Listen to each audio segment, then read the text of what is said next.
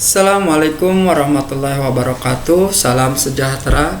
Perkenalkan, nama saya Budiman Teja Sukmana, guru mata pelajaran seni budaya SMA Negeri 1 Cikarang Utara, Kabupaten Bekasi.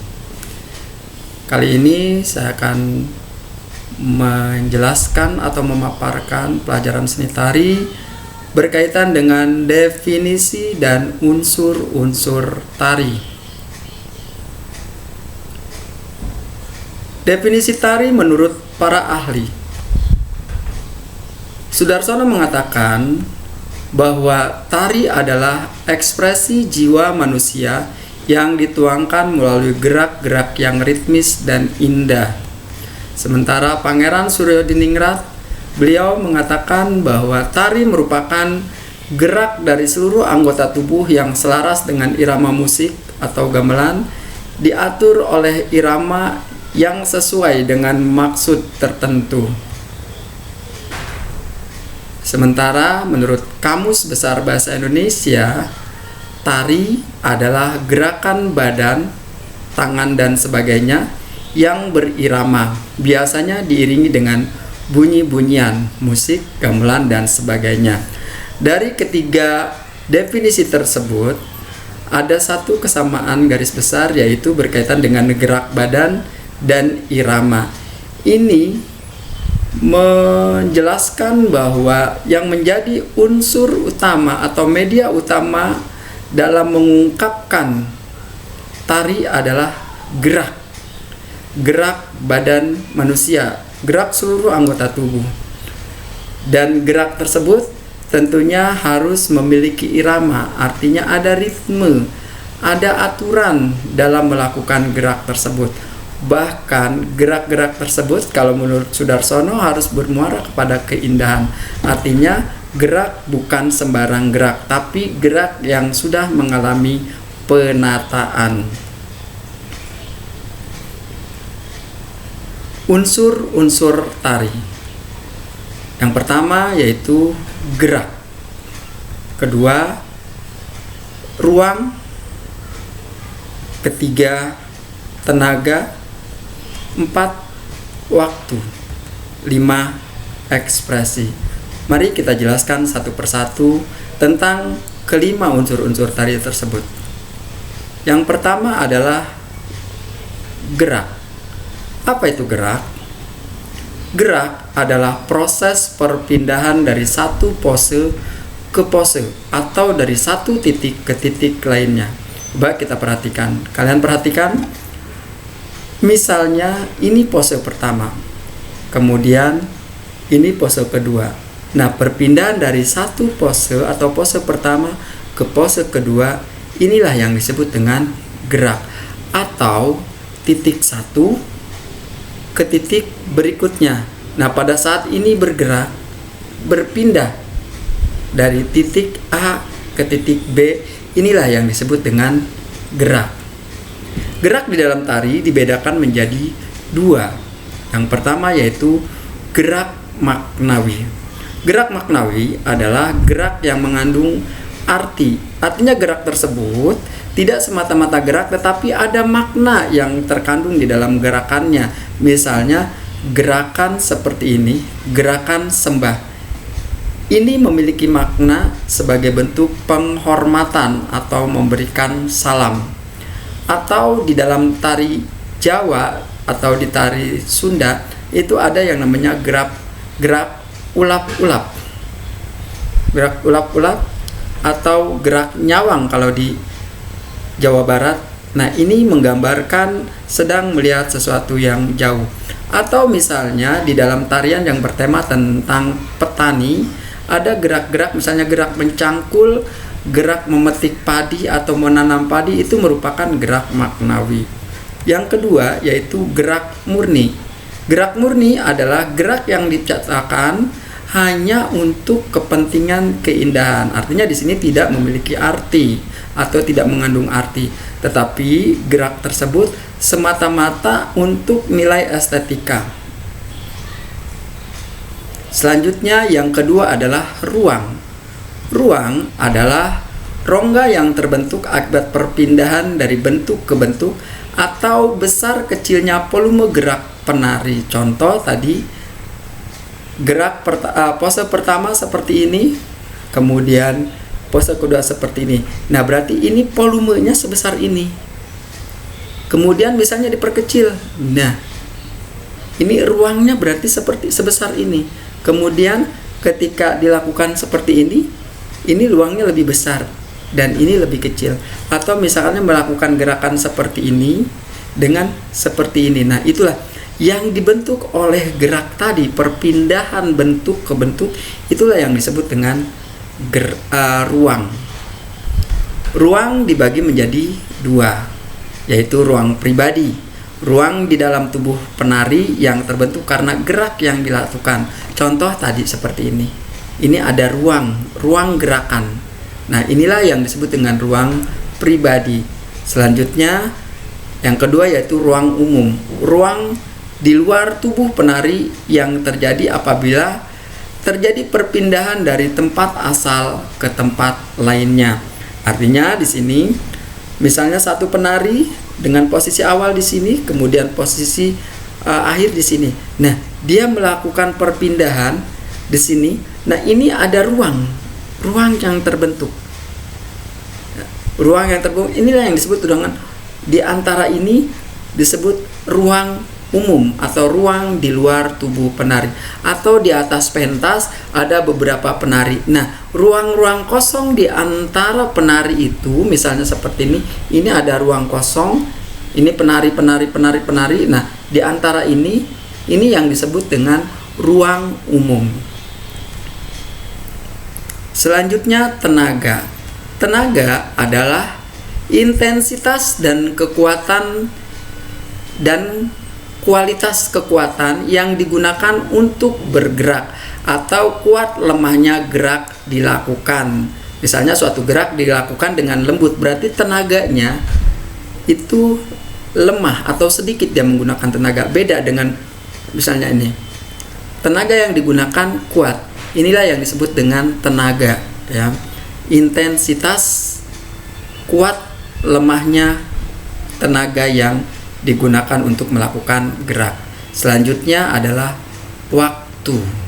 Waktu itu diukur dengan hitungan atau ketukan. Cepat lambatnya gerak dilakukan yang diukur dengan hitungan atau ketukan. Contoh, ini gerak pertama 1, 2.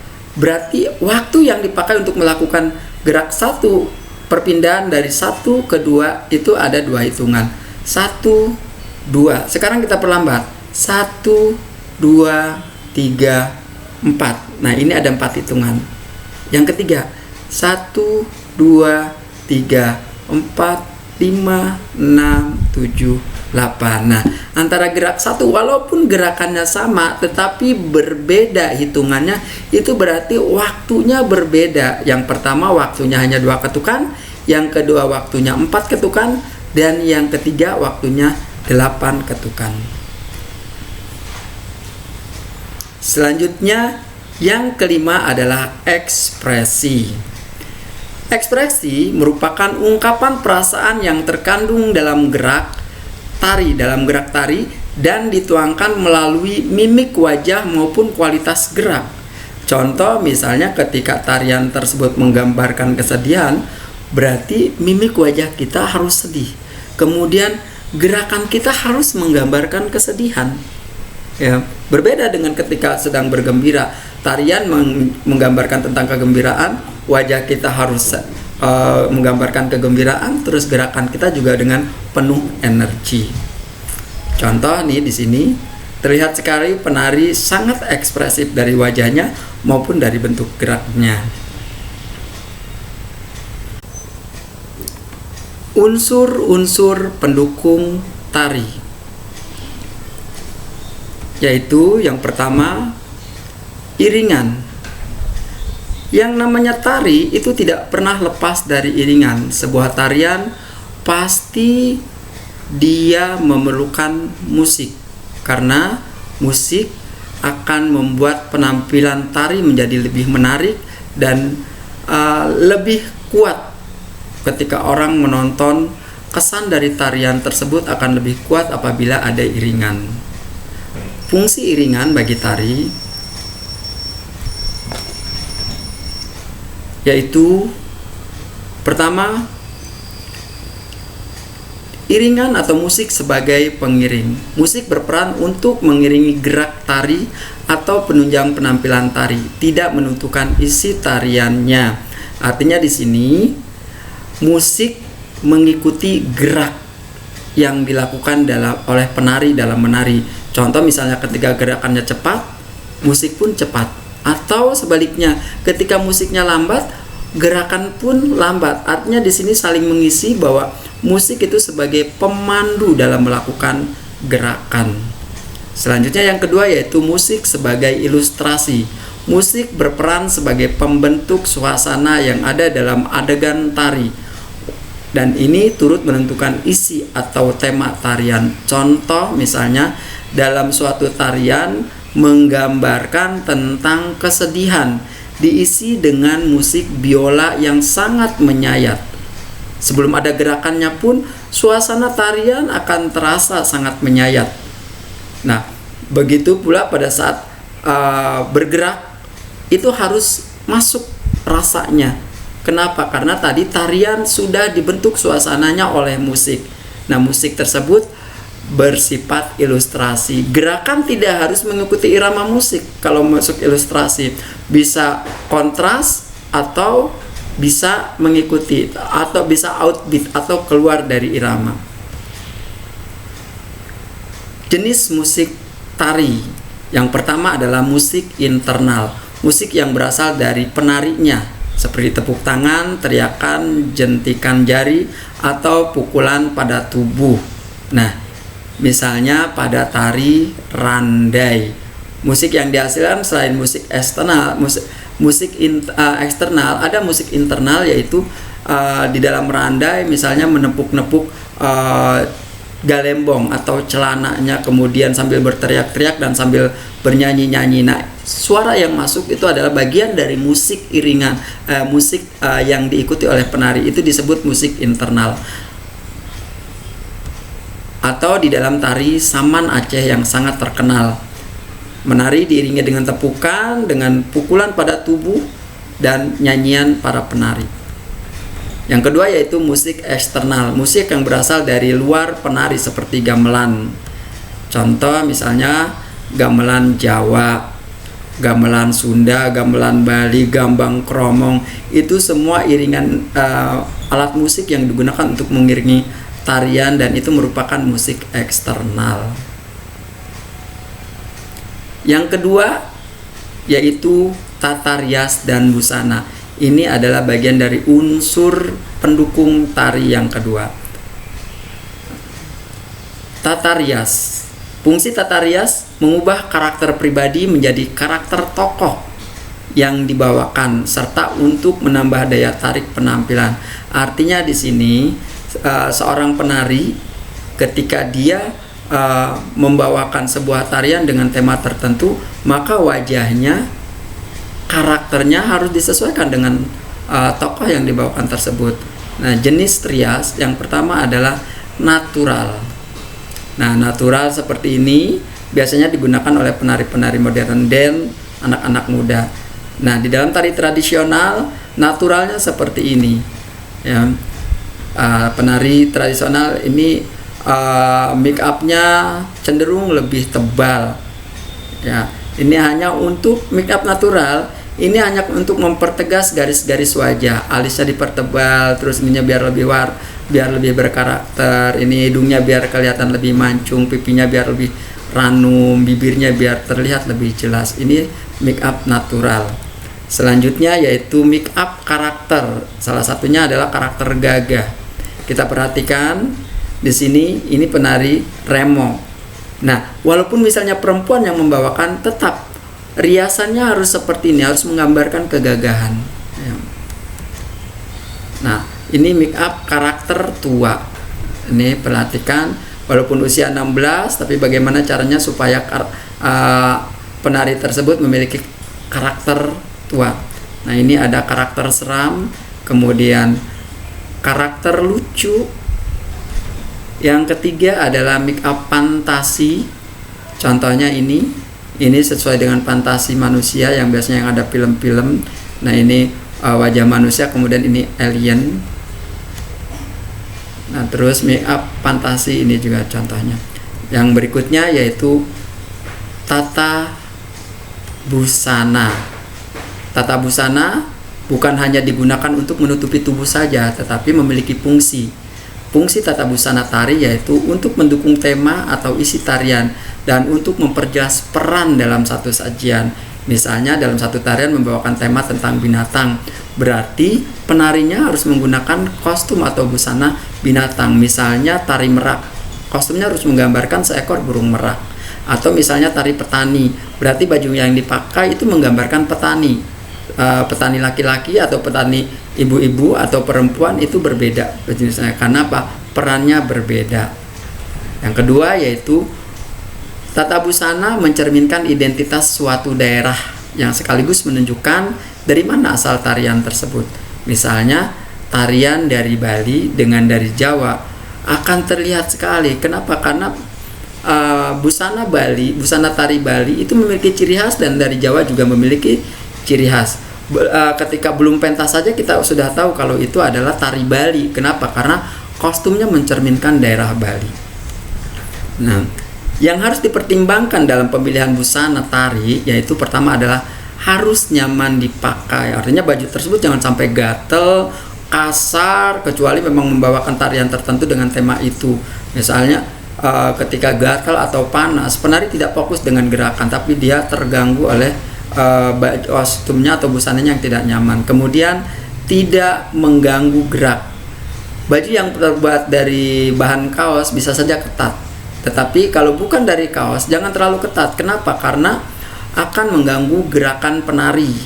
Kemudian model tarian, model kostum harus menarik, unik dan menarik perhatian dan enak dipandang mata. Begitupun warna yang dipakai itu warna-warna yang harmonis. Artinya kalaupun dia kontras tapi tetap menjadi sebuah bentuk desain warna yang bagus, yang harmonis. Selanjutnya yang ketiga adalah tata pentas. Pentas adalah ruangan tempat pertunjukan. Setiap tari pasti membutuhkan tempat untuk menari. Itulah yang disebut dengan pentas. Bermacam-macam pentas. Yang pertama ada lapangan. Lapangan digunakan apabila jumlah penari atau dalam event tertentu membutuhkan jumlah penari yang banyak, misalnya 1.000 orang tari kolosal, maka pentas yang digunakan adalah lapangan. Nah, kalau di keraton ada yang disebut dengan pendopo. Para penari untuk menyambut tamu agung mereka menari di pendopo. Kemudian di Bali ada yang disebut dengan pura dan di depannya ada halamannya atau ada altar, mereka di situ menari. Itulah yang disebut dengan pentas. Itu adalah salah satu jenis pentas juga atau panggung. Nah, ada yang disebut dengan gedung pertunjukan atau stage. Ini bisa gedung pertunjukan terbuka ataupun tertutup. Misalnya di Taman Mini ada yang namanya Istana Anak-anak. Nah, di situ contoh gedung pertunjukan terbuka. Atau di Taman Ismail Marzuki ada gedung pertunjukan terbuka dan ada gedung pertunjukan tertutup. Begitupun di gedung kesenian Jakarta di Pasar Baru, itu gedung pertunjukan tertutup yang bisa digunakan untuk pentas. Biasanya digunakan untuk festival-festival atau lomba-lomba tari. Aspek penilaian dalam tari. Seorang penari berkualitas atau tidaknya bisa dilihat dari 3 aspek ini. Yang pertama adalah wiraga. Wiraga yaitu kemampuan dalam melakukan gerak yang berkualitas. Nah, di sini akan dilihat seberapa jauh penari tersebut mampu melakukan gerak yang dalam tari tersebut. Keluasan, tenaganya, kekuatannya. Seorang penari yang berkualitas, dia akan mampu melakukan teknik-teknik gerak dengan tingkat tinggi. Yang kedua yaitu wirama, yaitu kemampuan menselaraskan gerak dengan musik pengiring tari. Nah, di sini seorang penari harus mampu menselaraskan gerakan yang dia lakukan dengan musik. Jangan sampai mendahului musik atau ketinggalan musik. Tetapi bagaimana menselaraskan? Dia mampu merasakan ketukan-ketukan dalam musik atau irama dalam musik. Yang ketiga yaitu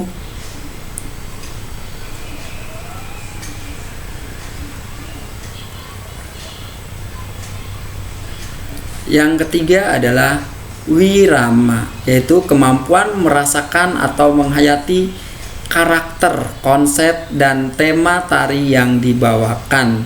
Nah, seorang penari harus mampu merasakan, menghayati tarian sesuai dengan tema yang dibawakannya atau tema yang ada dalam tarian tersebut. Ketika tarian tersebut menceritakan tentang kegembiraan, berarti dia harus mampu mengekspresikan kegembiraan dalam gerakannya maupun dalam mimik wajahnya. Begitupun misalnya ketika dia sedang tarian tersebut bertema tentang kesedihan.